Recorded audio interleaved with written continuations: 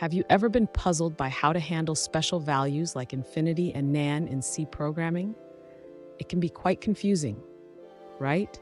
If that's you, then you're in the right place. Today, we're diving into the intricacies of the scan function and how it deals with these special floating point values. I totally get it. It's frustrating when you think you understand a function, only to find out it behaves differently than expected. You're not alone in this confusion. Many programmers have faced similar challenges when working with scanf and special floating point values.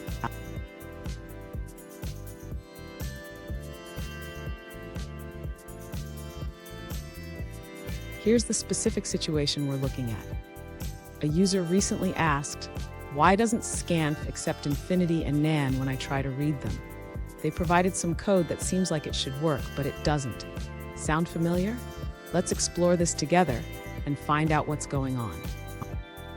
So what's the deal with scanf and these special values? According to the C standard, scanf should accept infinity and n as valid inputs. However, the way it interprets field width can lead to unexpected results. Let's break this down step by step. And stick around. I have a crucial insight at the end that will help clarify how to properly use scanf with these special values.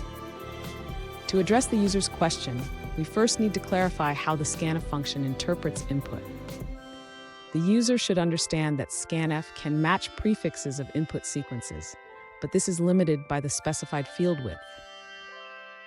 Next, let's examine the specific case of using a field width of 2. The user should note that while inf and nan are valid inputs, the field width restricts the matching to only the first 2 characters.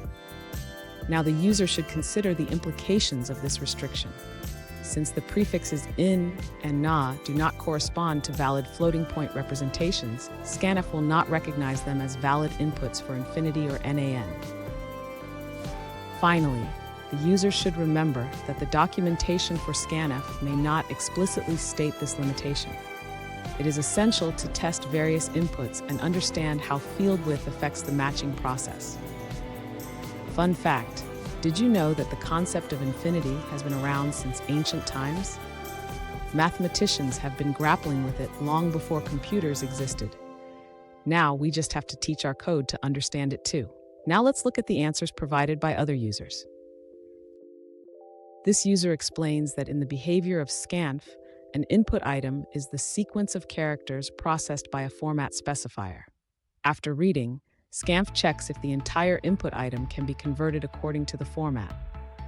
Unlike startod, which finds the longest matching sequence, scanf cannot backtrack and must stop at the first character that doesn't match.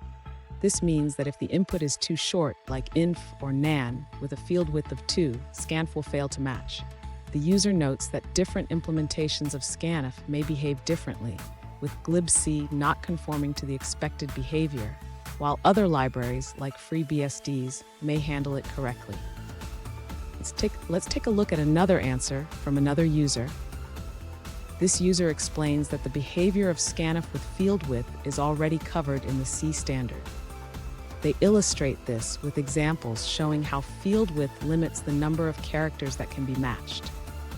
For instance, when using a field width of 2, only the first 2 characters are considered, which can affect the recognition of inputs like inf and nan.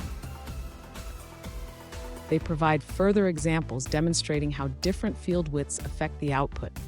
For example, using a field width of 3 allows inf to be recognized, while a width of 2 does not. This illustrates that the field width can prevent special forms like nash inf and nan from being recognized, even though this behavior is documented. Here's the key takeaway. Always ensure your field width in scanf is large enough to capture the entire input string. This simple adjustment can save you a lot of headaches. And there you have it.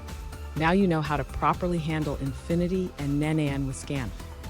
Remember, understanding the nuances of these functions can make your programming life much easier.